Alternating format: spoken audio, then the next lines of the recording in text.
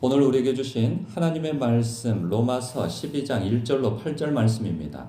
생명의 샘가 2월 12일 목요일 말씀 너희가 드릴 영적 예배니라 함께 읽겠습니다.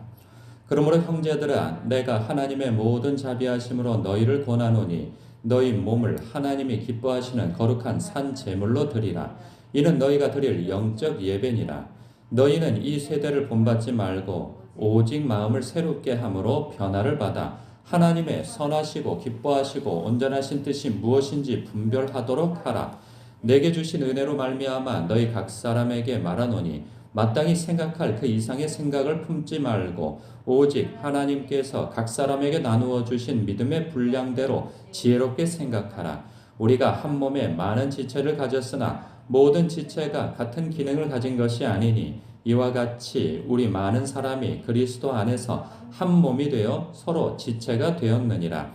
우리에게 주신 은혜대로 받은 은사가 각각 다르니 혹 예언이면 믿음의 분수대로 혹 섬기는 일이면 섬기는 일로 혹 가르치는 자면 가르치는 일로 혹 위로하는 자면 위로하는 일로 구제하는 자는 성실함으로 다스리는 자는 부지런함으로 긍휼을 베푸는 자는 즐거움으로 할 것이니라. 아멘. 오늘 말씀 가운데에서 핵심 문장이 있다면 1절이죠. 내가 하나님의 모든 자비하심으로 너희를 권하노니 여기에서 하나님의 모든 자비하심이라 할 수 있어요. 이후 내용에서는 이 성도로서의 마땅한 삶을 말씀하고 있어요. 그런데 우리가 어떤 성도로서의 마땅한 삶을 살아가는 데 있어서 이것이 인식되어지지 아니하면 우리는 자칫 율법주의로 또 행할 수가 있게 되어져요. 그러니까 우리가 마땅히 인식해야 할 것은 뭐냐? 하나님의 모든 자비하심인 거예요.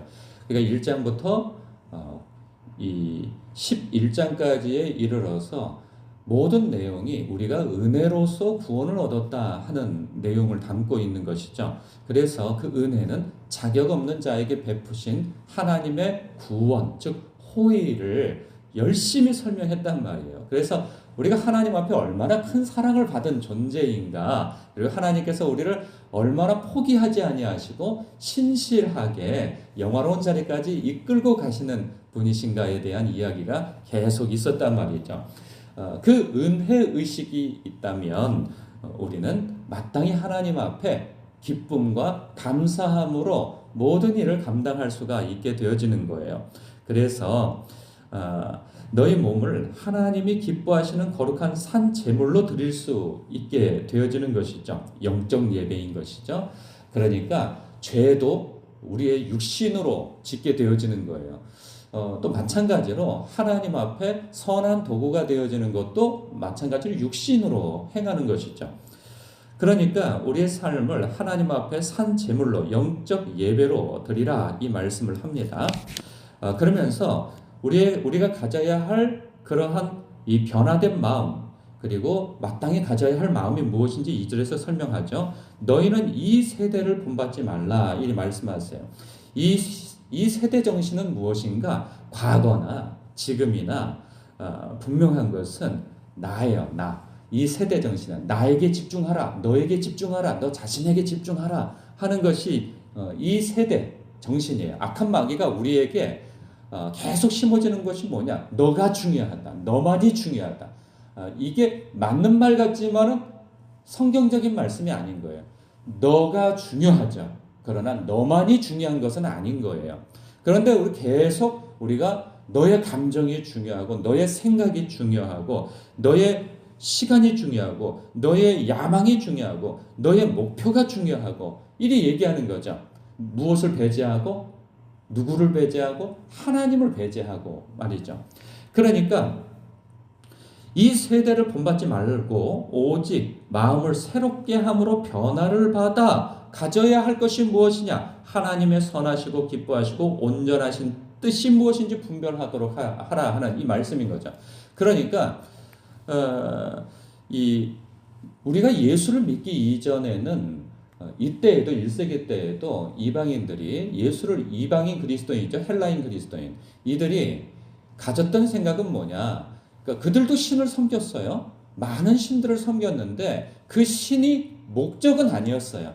목적은 무엇이냐? 나예요. 이전에는 내가, 즉 나의 목적과 야망과 그리고 나의 삶의 번영을 위한 목적을 위해 신이 존재했던 거예요. 그러니까 목적은 나였고 신은 수단이었던 것이죠.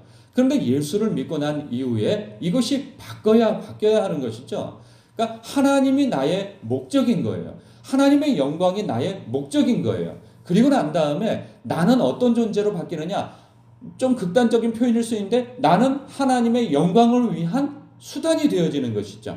이것이 뒤바뀌는 것이 신앙인의 그 마음가짐인 거예요. 그런데 내가 예수를 믿음에도 불구하고 여전히 내가 우상을 섬겼던 삶을 계속 이어간다면 이것은 마음의 변화가 일어나는 것이 아닌 것이죠. 하나님의 영광을 위하여서 우리가 존재하는 거예요. 나의 영광을 위해서 하나님이 존재하는 것이 아니라 말이죠. 이것이 뒤바뀌지 아니하면 우리는 성도의 삶은 있을 수가 없는 거예요.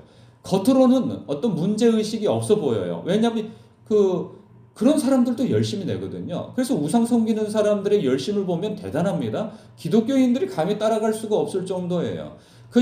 그 귀신을 섬기는 사람들도요, 자기의 소원을 이루기 위해서 새벽같이 이 목욕 재개를 하고 깨끗하게 몸을 단장하여서 자신의 신 앞에 온갖 제물을 갖다가 다 준비해가지고 아주 정성스럽게 자신의 신에게 올려드리기에 앞서서 누구도 입에 대지 않게 하고 정갈하게 깨끗하게, 왜 그렇게 해요? 자기의 소원을 이루기 위해서 그 열심들을 낸단 말이에요. 심지어는 뭐 백일기도니 저 산 깊은 데 들어가가지고 돌을 닦으면서 그렇게 수행을 하고 애쓴단 말이죠. 그 다 무엇을 위해요? 자기를 위해서 그렇게 하는 거예요.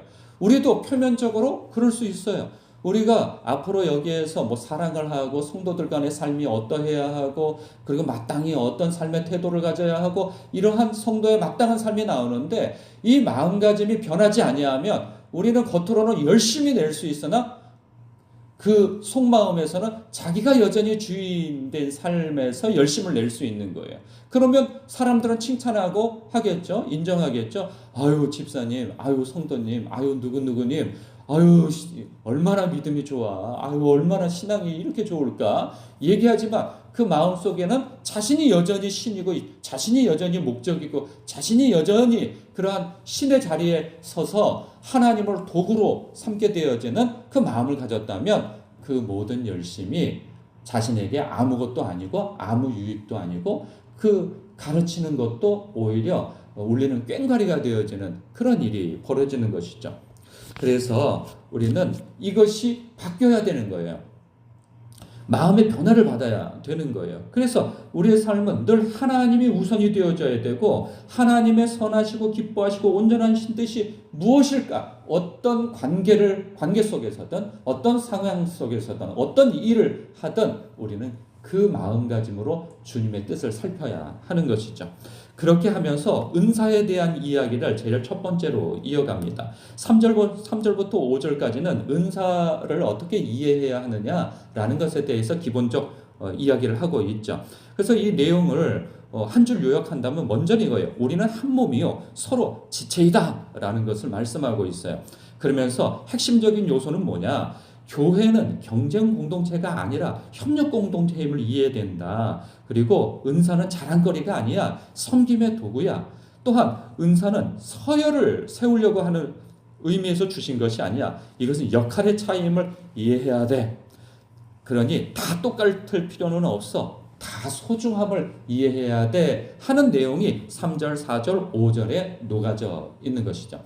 그 당시에 1세기도 크게 다르지 않아요. 사람들이 모여 사는 모든 곳에는 갈등이 있게 마련이죠. 이 은사에 대해서 바로 이해하지 못하면 자기의 것은 하찮게 여기고 남의 것을 크게 여긴 나머지 자꾸 시기하고 질투하고 경쟁을 갖고 이 한마음 한뜻이 되어져서 주님의 몸된 교회를 세워가고 하나님께 영광이 되어지는 방법에서 사용되어져야 되는데 자꾸만 거기서도 자기가 주인이 되어져서 드러내려고 하게 되어지면 여기에서 참으로 문제가 일어나게 되어지는 거죠. 그래서 6절에 우리에게 주신 은혜대로 받은 은사가 각각 달라. 그러니 너희가 혹 예언이면 여기 예언이라고 하는 것은 미래를 예언하기도 하지만 실제적으로 하나님의 말씀을 전하는 내용이라 하면 맞을 것입니다. 그래서 예언이면 믿음의 분수대로, 즉 너희 말씀 전하는 자들아, 말씀을 선포하는 자들아, 설교자들아, 이 믿음의 분수대로 하라. 즉 자신의 생각을 가미하여서 자꾸 요리하려고 하지 말고, 말씀을 더하거나 빼려고 하지 말고 하나님의 말씀을 있는 그대로 전하라 하는 그런 말씀인 것이죠. 그리고 혹 섬기는 일이면 섬기는 일로, 그러니까 뭐 섬기는 일은 많이 있잖아요. 정리하고 교회를 안내하고 또한 차량 운행을 하고 주방 봉사하고 청소하고 그 밖에 많은 봉사들이 있어요. 섬기는 일들이 있어요. 이 섬기는 일에 있어서 섬기는 바른 마음가짐으로 행할 것이며, 또 혹 가르치는 자면 가르치는 일로, 혹 위로하는 자면 위로하는 일로, 구제하는 자는 성실함으로, 다스리는 자는 부지런함으로, 긍휼을 베푸는 자는 즐거움으로 할 것이니라. 이거 뭐 따로 다 해석이 필요 없어요. 있는 그대로 들으면 되는 것이니까. 중요한 것은 이 모든 일을 행할 때 하나님의 모든 자비하심을 알고 하라는 거죠. 자격 없는 자에게 베푸신 하나님의 호의, 그 구원, 영생, 그리고 나에게 주신 그 직분, 영광스러움을 기뻐하고 즐거워하고 감사함으로 감당하라 하는 것이죠. 그러면 우리의 삶에 저만 다 은사가 있잖아요. 그래서 누구의 것을 부러워하면서 그렇게 교회의 분란이나 문제를 일으키고 스스로를 괴롭힐 일이 없다는 것이죠. 참 그렇습니다. 나보다 다 뭔가 뛰어난 것 같아요. 보면은 저도 목회자로서 가끔 성도들 안에서 일어나는 그 갈등들을 보면 자꾸 시기한단 말이죠. 자신에게 주어진 것이 참 귀한데 그거는 안 보여요. 그거는 누가 알아주는 것 같지 않고 하찮아 보이고, 다른 사람의 것은 이렇게 드러나 보이고 인정받고, 그러니까 그거 부러워하면서 시기하고 그것 때문에 수근수근하고 깎아내리고, 이러한 것들을 보면 참 안타깝단 말이죠. 하나님은 풍성하신 하나님이에요. 나에게 주신 것을 기쁨과 감사함으로, 영광스러움으로 인정하고, 또한 다른 사람에게 허락하신 그 은사를 인정한다면 그것이 한 몸 안에서 다 내 것이 될 수 있는 거예요. 내 것으로 받아 누릴 수 있게 되어지는 것인데, 자꾸 내 것은 작아 보이고 다른 사람 것은 커 보이는 그 시각 속에서 우리는 초라해짐을 느끼게 되어지는 거죠. 사랑하는 성도 여러분, 우리는 한 몸입니다. 그리고 다 똑같을 필요가 없고 다 소중함을 성경이 말하고 있고 하나님께서 말씀하고 있어요. 여러분이 받은 은사대로 주님 앞에 섬기시길 주님의 이름으로 축복합니다. 기도하겠습니다.